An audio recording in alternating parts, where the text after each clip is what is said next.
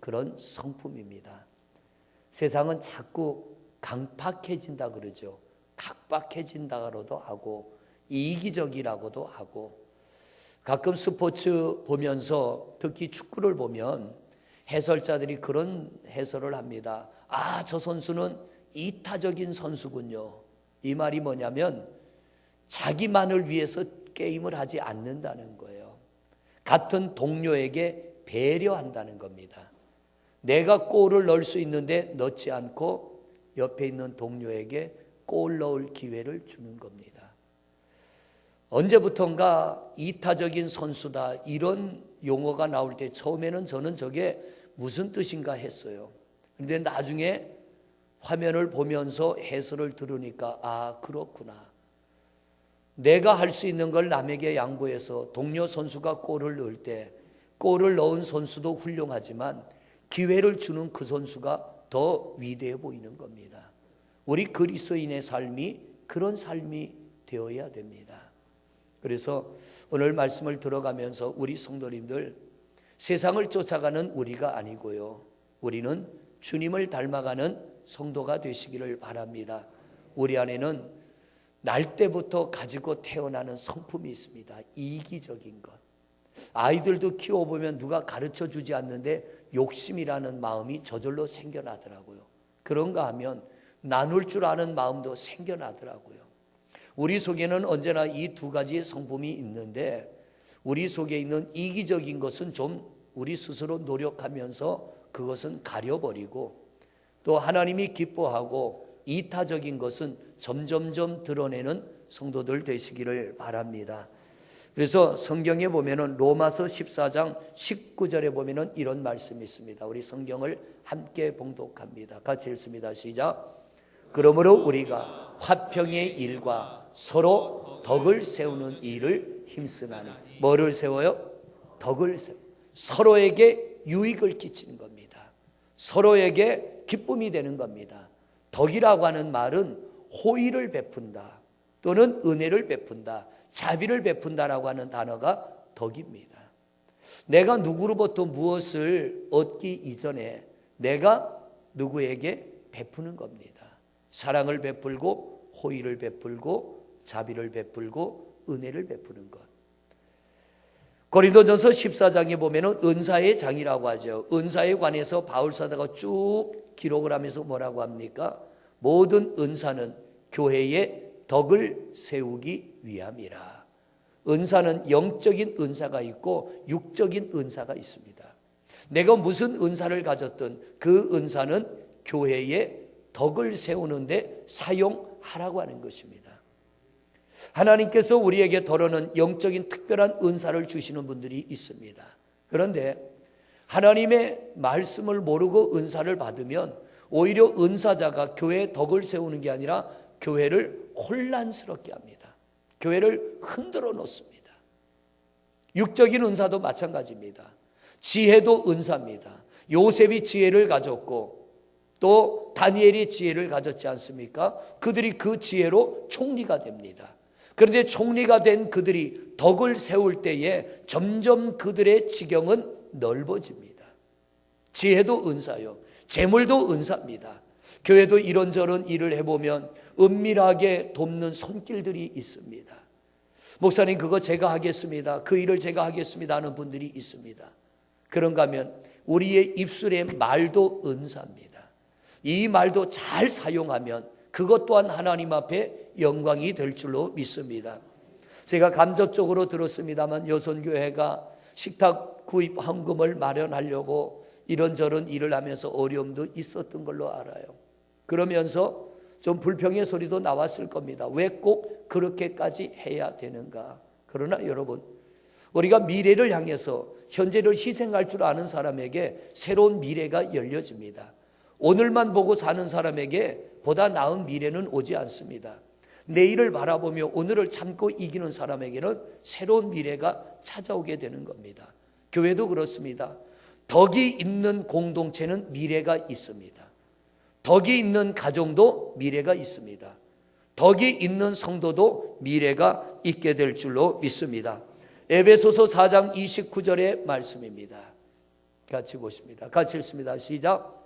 무릇 더러운 말은 너희 입 밖에도 내지 말고 오직 덕을 세우는데 소용되는 대로 선한 말을 하여 듣는 자들에게 은혜를 끼치게 하라. 아멘.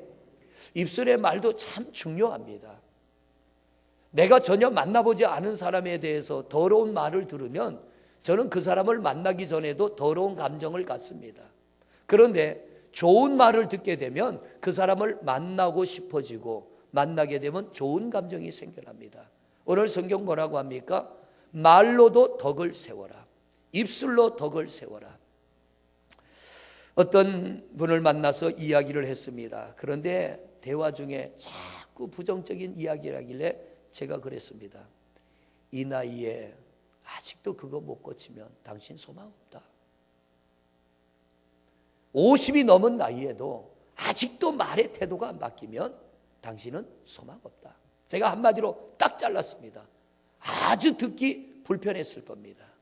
그런데 인생의 절반 이상을 살고도 바뀌지 않는다면 그 무슨 소망이 있겠습니까? 그래서 오늘 성경은 우리가 물질로 덕을 세울 수 없고 내가 어떤 재능으로 덕을 세울 수 없다면 말로라도 덕을 세울 수 있다는 거죠. 가끔은 성도님들이 그런 얘기를 합니다. 목사님 은혜 받았습니다.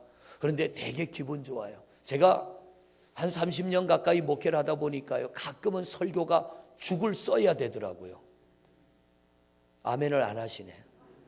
왜냐하면 맨날 성도님들이 은혜 받았습니다 그러면요 우쭐한 마음이 든다니까.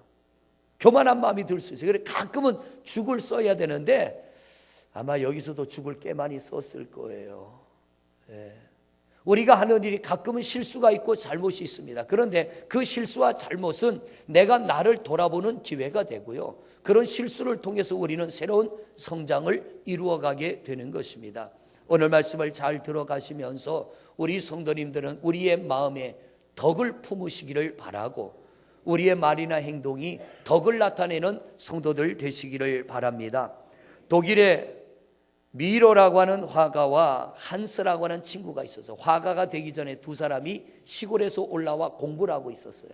그런데 두 사람이 시골에서 올라와 공부를 하다 보니까 돈이 부족합니다. 둘 다 친구인데 같이 공부하기는 너무나 부담이 되는 거예요. 그래서 한스라는 친구가 미로에게 뭐라 그러냐면, 우리가 둘 다 공부하기는 우리 환경이 너무 열악하니까 내가 돈을 벌어 너를 공부시켜 줄게. 그러면 네가 미술 공부를 마치고 화가가 되면 나를 공부시켜다오. 그래서 한스가 학교를 떠납니다. 그러니까 열심히 일을 해서 그 돈을 벌어서 미로의 학비를 대줬습니다. 이제 미로가 졸업하고 한스가 학교에 들어갈 차례입니다. 그래서 미로가 한스라고 하는 친구, 자기의 학비를 대준 친구를 찾아갔습니다. 친구를 찾아가 보니까 조그마한 쪽방에 사과 개짝 같은 탁자를 놓고 거기에 엎드려 손을 모으고 기도합니다. 자, 사진 한번 보시죠. 이게 그림 제목이 뭐예요? 기도하는 손. 성도님들 집에 가보면 이런 그림 하나씩 걸려있는 집이 있습니다. 자, 저 손을 보니까 여러분 어떤 손으로 보여요? 부드러운 손이에요? 거칠은 손이에요? 거칠은 손이에요. 여기저기 보면 핏줄이 막 이렇게 돋아났고 손바닥에도 꾸둑살이 배겼잖아요. 손가락이, 새끼손가락은 구부러지고 굉장히 일을 많이 한 손입니다. 한스라고 하는 친구가 미로라고 하는 친구를 공부시키기 위해서 일을 했는데 몇 년 동안 일을 하다 보니까 손이 저렇게 거칠어졌어요. 그런데 이 친구는 시간만 남은 미로라고 하는 친구를 위하여 기도합니다. 학비만 대줄 뿐만 아니라. 그런데 이 미로라고 하는 친구가 한스의 도움으로 공부를 마치고 그 친구를 찾아갔는데 마침 이 친구가 기도하는데 뭐라고 기도를 하느냐면, 하나님, 저는 이미 손이 굳었습니다. 너무 힘든 일을 많이 해서 손이 굳어져서 붓을 잡을 수가 없습니다. 내 친구 미로를 훌륭한 화가가 되게 해주세요. 하나님, 저는 후회 없습니다. 조그마한 음침한 쪽방에 앉아서 그 부드러운 손이 저렇게 노동자의 손이 되도록 애쓰고 힘쓴 친구, 그 친구가 그 손을 모으고 기도하는 모습을 볼 때 이 친구가 너무 큰 감동을 받았어요. 그래서 그 미로라고 하는 친구가 기도하는 친구의 손을 보고 그린 그림이 바로 기도하는 손입니다. 이 기도하는 손의 또 다른 제목은 뭐냐면 세상에서 가장 아름다운 손입니다. 여러분, 두 사람의 만남이 아름답지 않습니까? 오늘 여러분의 가족 간의 만남이 이렇게 되기를 바랍니다. 우리 성도 간의 만남이 이렇게 되기를 바랍니다. 너를 밟고 내가 올라가는 것이 아니라 나를 밟고 당신이 올라가기를 원합니다. 이게 그리스도인의 삶입니다. 세상은 너 죽고 나 살자이지만 그리스도인의 삶의 방식은 나 죽고 당신이 살 수 있다면 내가 당신을 위해 죽겠습니다. 이게 그리스도인의 삶이에요. 한 사람의 이야기를 더 하겠습니다. 영국 2차 대전 때 영국을 독일의 손에서 구해낸 누구예요? 처칠. 이 처칠이 어릴 때, 처칠 수상이 어릴 때 시골에 놀러 갔습니다. 무더운 여름날에 저수지에서 목욕을 하다가 물에 빠져 죽을 상황이 됐어요. 허우적대면서 소리를 칩니다. 사람 살려달라고 하는데 아무도 없어요. 그때 그 또래의 시골 마을에 있는 어린아이가 뛰어들어서 처칠을 구해냈습니다. 살아났어요. 이 처칠이 집에 돌아가서 있었던 이야기를 했더니 할아버지가 너 그 친구를 데리고 와라. 그래서 친구를 데리고 왔습니다. 네가 소원하는 게 뭐가 있느냐? 내 손자 처칠을 구해줬으니 나는 너의 소원을 들어주겠다. 그때 이 처칠을 구해준 사람이 뭐라 그러냐면 나는 의사가 되고 싶은데 집이 가난해 공부할 수 없습니다. 내가 의사가 될 수 있도록 나를 공부를 시켜주세요. 그래서 처칠의 할아버지가 그 사람을 공부를 시켰습니다. 그 사람이 누구냐 하면은 페니실린을 발견한 사람입니다. 알렉산더 플레밍이라고 하는 사람. 노벨상을 받았죠. 이 플레밍이 처칠을 구해준 은혜로 학교에 가서 공부하는 길이 열렸습니다. 열심히 공부해서 그는 의학을 연구하고 또 약품을 만들어내는 그런 사람이 됐어요. 처칠은 사관학교를 졸업하고 군인이 됐습니다. 두 사람이 제갈 길을 갑니다. 그런데 어느 날 처칠이 아프리카에 가 있는데 플레밍이라고 하는 이 사람에게 급한 연락이 왔습니다. 내가 지금 몸이 굉장히 아픈데 무슨 병에 걸린지 모르겠다. 와서 나를 좀 도와다오. 그러니까 이 플레밍이라는 사람이 모든 일을 접어두고 아프리카로 갑니다. 가보니까 처칠이 세균에 감염이 된 거예요. 이 플레밍이 만든 것이 뭐냐면은 페니실린입니다. 페니실린은 오늘날 여러분이 염증이 났을 때 먹는 항생제입니다. 이걸 발견한 사람이 플레밍이에요. 가서 보니까 이 처칠이 세균에 감염이 된 거예요. 그래서 이 항생제로 치료해서 처칠을 살려냈습니다. 보세요. 내가 물에 빠져 죽을 때 그 사람이 나를 구해줬습니다. 그런데 그걸 그냥 넘어가지 않고 공부를 시켰더니 그가 병들어 죽어갈 때 와서 또 살려주는 것. 이게 뭐냐면 덕이 덕을 낳는 겁니다. 서로가 서로에게 유익을 끼치는 것입니다. 이게 그리스도인의 삶이라고 하는 거예요. 우리가 살아가야 될 삶의 모습이고 하나님의 말씀도 너희는 덕을 끼치는 자가 되라. 제가 이 설교를 준비하면서요, 덕에 관한 말씀을 찾아보니까 덕이라고 하는 단어 뒤에 가장 많이 붙은 게 뭐냐면 덕을 세우라는 단어가 붙습니다.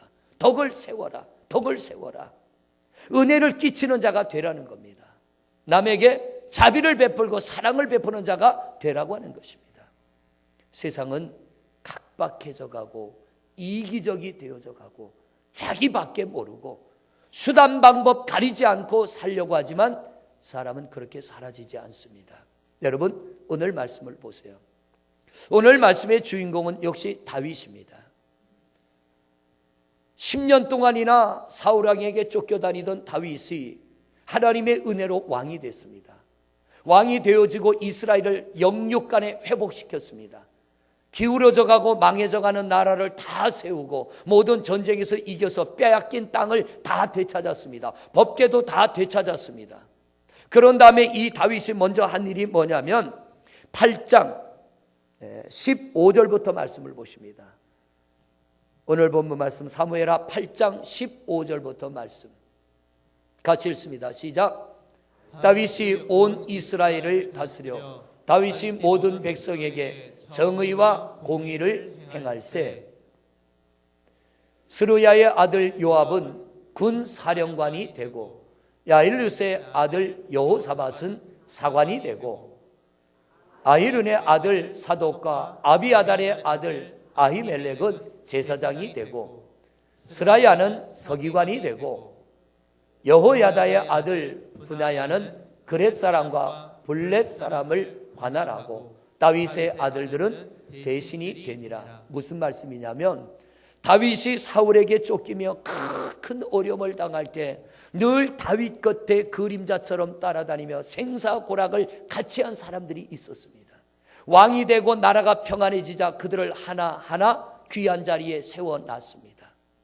그런 다음에 다윗이 또 하나 빠뜨린 게 있어서 오늘 1절 말씀입니다. 9장 1절 말씀 같이 봅니다. 시작.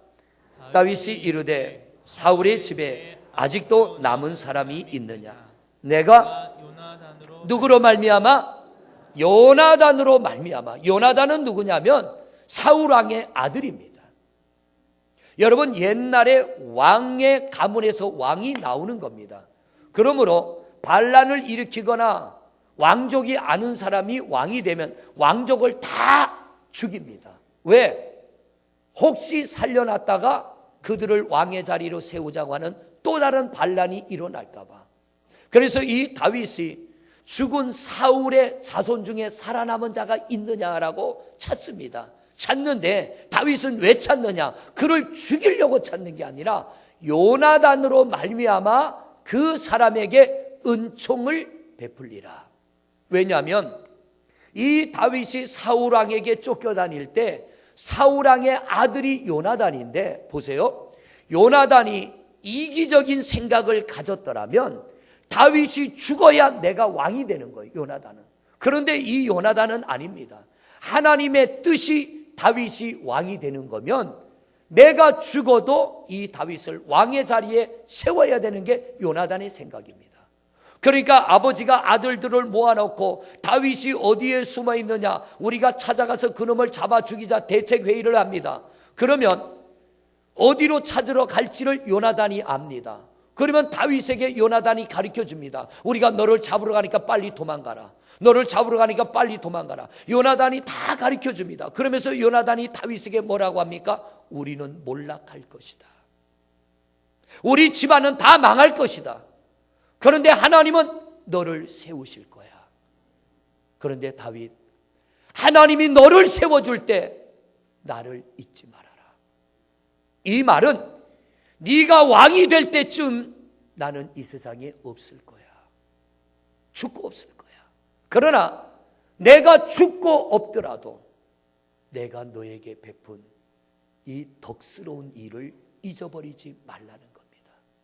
다윗이 굳게 약속합니다. 내가 잊지 않으리라. 그리고 드디어 다윗이 왕이 됐습니다. 이 다윗은 그 약속을 지키려고 사울의 가문 중에 살아남은 자가 있느냐? 요나단 까닭에 내가 그에게 은혜를 베풀리라. 신하들아 가서 사울의 자손 중에 살아남은 자를 찾아와라. 그래서 이 신하들이 가서 찾아왔는데 누구를 찾아왔어요? 무비보셋. 전쟁통에 유모가 안고 도망가다 아이를 떨고서 두 다리가 불구가 됐어요. 다리를 절름거리는 무비보셋인데, 할아버지가 왕이었다가 몰락하고 아버지가 몰락하고 집안이 다 망하고 나니까 왕이 가졌던 재산 다 뺏겼습니다. 남의 집에 종으로 살고 있는 거예요. 이런 무비보셋을 다윗이 찾아내서 궁궐로 데리고 옵니다. 그리고 이 다윗 왕 앞에서 두려워 떠는 무비보셋을 보고 다윗이 뭐라고 합니까? 자, 말씀을 보겠습니다. 오늘 말씀 우리 함께 봅니다. 성경을 보시는데 7절 말씀입니다. 같이 읽습니다. 시작. 다윗이 그에게 이르되 무서워하지 말라. 내가 반드시 내 아버지 요나단으로 말미암아 내게 은총을 베풀리라. 할렐루야. 무비보셋이 다윗 앞에 와서 두려워할 수밖에 없는 게 왕족은 멸하는 거니까, 왕족은 다 죽이는 건데 혹시 다윗이 나를 죽이려고 찾아낸 것 아닌가, 이런 두려움에 떨고 있을 때 다윗이 뭐라고 합니까? 두려워하지 말아라. 겁내지 말아라. 내 아버지 요나단 때문에 내가 너에게 은혜를 베풀려고 하는 거야. 내 할아버지 사울의 모든 밭을 다 내게 도로 주겠고 또 너는 항상 내 상에서 떡을 먹을지니라. 할렐루야. 그랬더니요 무비보셋이 뭐라고 대답하느냐 8절을 보십니다. 같이 읽습니다. 시작. 그가 절하여 이르되 이 종이 무엇이기에 왕께서 죽은 개 같은 나를 돌아보시나이까 하니라. 나는 죽은 개와 같은 존재라. 내 모습을 드러내지 못하고 남의 집에 숨어서 종으로 살고 있는데 어찌 죽은 개 같은 나를 찾아내서 이런 은혜를 베풉니까? 다윗이 딱 한마디예요. 내 아버지 요나단 까닭이다. 내 아버지가 살아있을 때 베푼 덕으로 인하여 내가 너에게 덕을 베푸는 거야. 11절 말씀 보세요. 11절 말씀 시작. 시바가 왕께 아뢰되 내 주 왕께서 모든 일을 종에게 명령하신 대로 종이 준행하겠나이다 하니라. 무비보셋은 왕자 중 하나처럼 왕의 상에서 먹으니라. 아멘. 다윗이 원수 같던 사울의 손자를 자기 아들들처럼 자기 아들들이 먹는 밥상에 무비보셋을 앉히고 그에게 덕을 베풉니다. 왜냐하면 이 다윗이 요나단에게 받은 은혜가 있었기 때문에. 성도 여러분, 살다 보면요 명예도 없어지고 권세도 없어지고 재물도 없어지고 건강도 없어지고 우리가 목숨 걸고 지키려고 했던 것들이 하나하나 없어질 때가 있더라고요. 그런데 베푸른 덕은 없어지지 않습니다. 하나님이 기억하시고 내게 덕을 입은 자들이 기억하고 때가 되면 이것이 우리에게로 돌아오게 될 줄로 믿습니다. 땅이 아니면 하늘에서라도 심은 대로 거두게 하시는 하나님이신 줄로 믿습니다.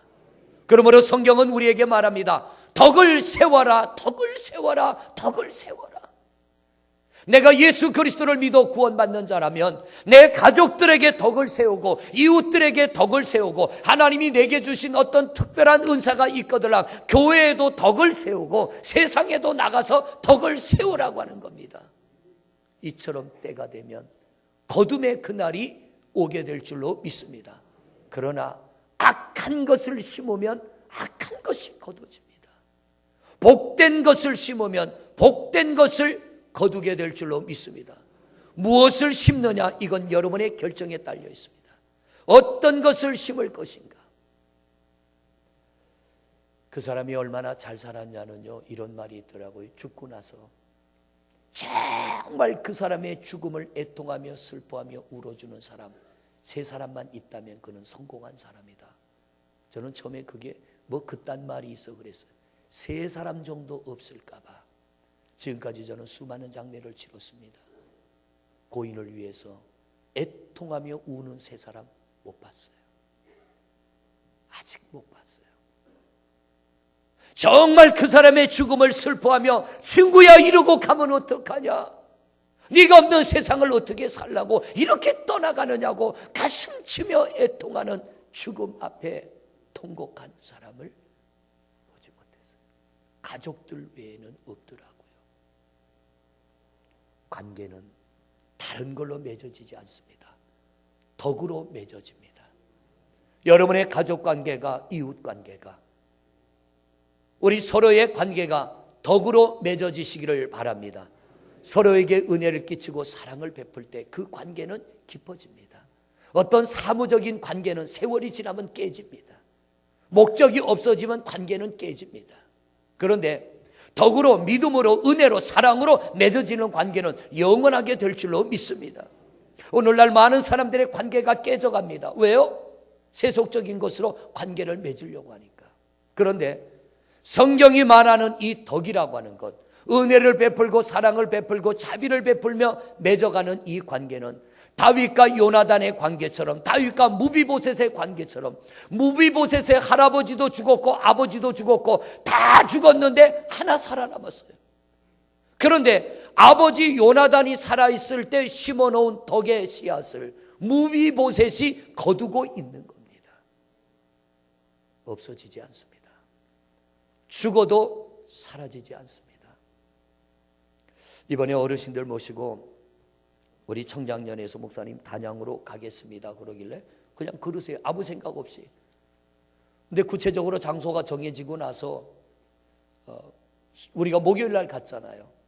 수요일 날 저녁 예배 올라오기 직전에 그게 제가 있던 교회 아까 사진으로 본 교회, 그 교회 목사님한테 전화했어요. 목사님, 우리가 내일 가는데 혹 시간이 어쩔 줄 모르겠습니다. 시간이 되면 교회에 들려서 예배를 하고 그렇지 않으면 바로 그냥 지나가겠습니다.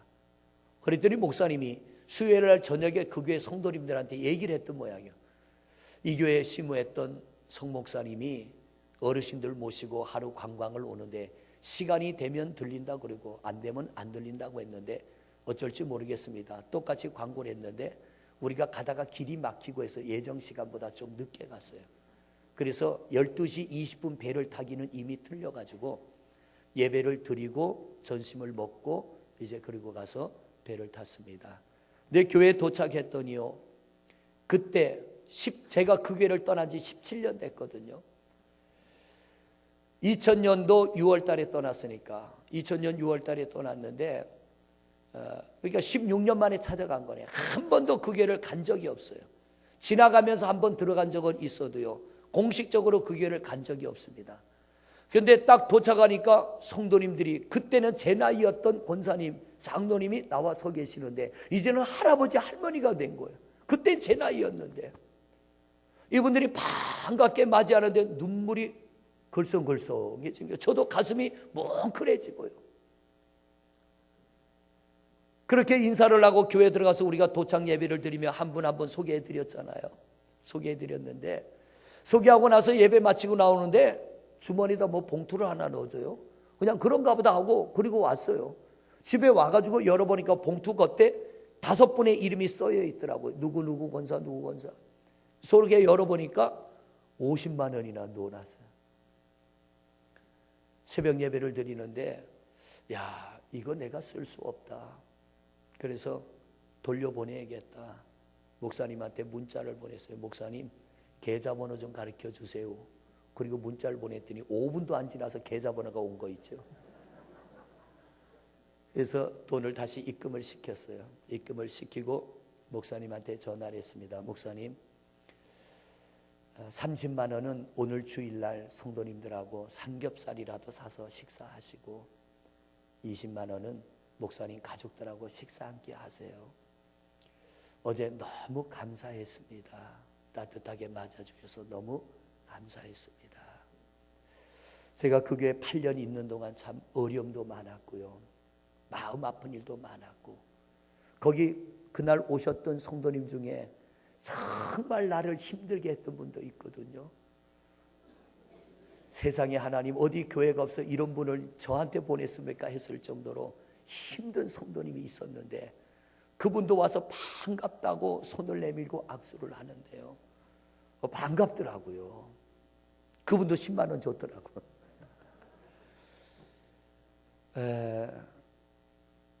하여튼 어렵고 힘들고 슬프고 괴로운 일도 많이 당했고요.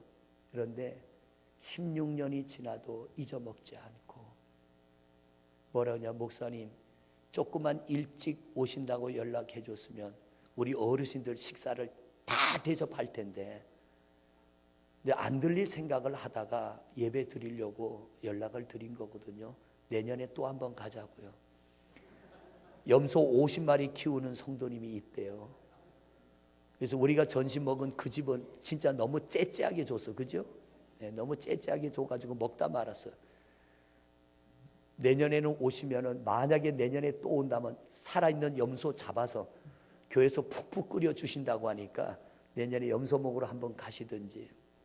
여러분, 세월이 지나도 잊어먹지 않고 기억해 주는 게 너무 감사하고 맞아주는 게 감사하잖아요. 중요한 게 뭡니까? 제가 목요일 날 가서 그런 사랑을 받고 보니까 덕을 베풀고 살아야겠다. 그래서 오늘 말씀을 전하는 겁니다. 성도 여러분, 가진 것이 없습니까? 에베소서에 보면 뭐라고 그래요? 말로라도 덕을 베풀라 그럽니다. 재능이 있습니까? 재능으로 덕을 베푸세요. 남보다 더 가진 것 은혜입니다. 꽁꽁 숨겨놔야 어디론간 빠져나가더라고요. 그런데 우리가 쓸 때 쓰니까 없어지지 아니하고 때가 되면 돌아오는 것입니다. 물질이든 재능이든 은사든 달란트든 말이든 덕을 뿌리는 자는 덕을 거두고 악을 뿌리는 자는 악을 거둡니다. 우리 중에는 악을 뿌리는 자가 없기를 바라고 우리 모든 성도님들은 덕을 심고 덕을 거두시기를 바랍니다. 사도행전 2장 말씀 한 번만 보고 오늘 말씀을 마칩니다. 43절로 47절 말씀 한 번 쭉 읽습니다. 시작.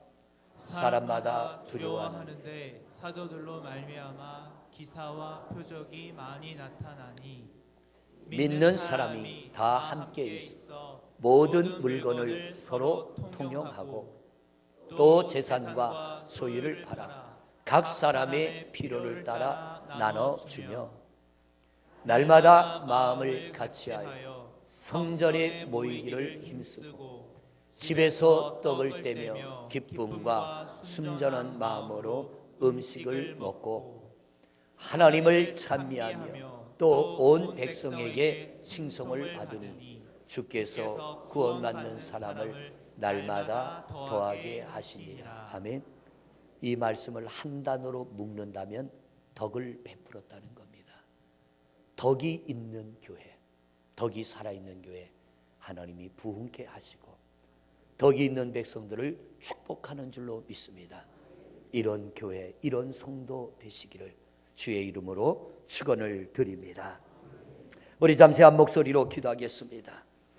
아버지 하나님 감사합니다. 오늘도 저희들이 주님 앞에 나와 귀한 말씀을 또 듣게 하시고 우리 자신을 보게 하시고 우리의 삶의 모습을 깨닫게 하시고 우리가 어찌 살아왔고 어찌 살아가야 될지를 새롭게 각오하고 결심하며 다짐하게 하시는 하나님 감사함을 드립니다. 아버지 하나님 원하기는 우리가 덕 있는 자가 되게 하옵소서.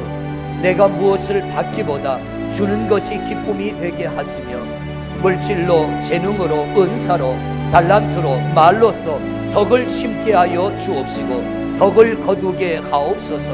오늘 말씀에 다윗이 많은 세월이 지났고 이미 사울의 자손들은 다 죽었지만 무비보셋을 찾아내며 말하기를 내 아버지 요나단 까닭에 내가 너에게 은혜 베풀기를 원하노라. 하나님 아버지의 마음입니다. 하나님 아버지의 심정입니다. 하나님 우리가 살아있는 동안 덕을 베풀게 하시고 덕을 심게 하시고 아름다운 흔적을 남기게 하여 주옵소서. 그래서 우리 교회가 사도행전적인 교회가 되게 하시고 덕이 살아있는 교회, 덕을 나누는 교회, 덕을 베푸는 교회, 서로에게 덕을 끼치는 그런 성도가 되게 하여 주옵소서. 이기적인 세상 닮아가지 말고 이타적인 삶을 살아가게 하소서.